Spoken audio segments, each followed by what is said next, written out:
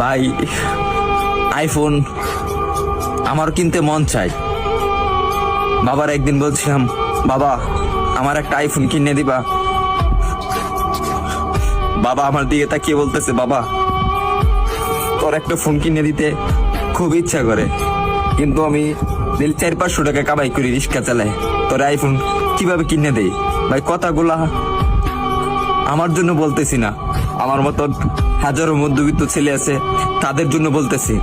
আরে ভাই আমার আইফোন আছে সেটা আমি মানি, কিন্তু সবার তো আর আইফোন নাই।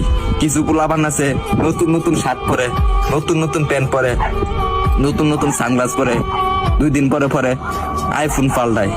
তাদেরকে উদ্দেশ্য করে বলতেছি, ভাই আমরা গরিব মানুষ, ভাই আমরা দিনের না দিন খাই, আমরা আইফোন কিনবো ভাই, কারণ 3 বেলা তো ঠিক মতন খাইতে পারি না। পরে হঠাৎ একদিন বাবা কষ্ট করে প্রতিদিন 100 টাকা করে জমায়া একদিন আমাকে 14,000 টাকা দিল। 14,000 টাকা দেওয়ার পরে একটা আমি 6S কিনলাম। 6S কেনার পরে আমি ভিডিও শুরু করলাম।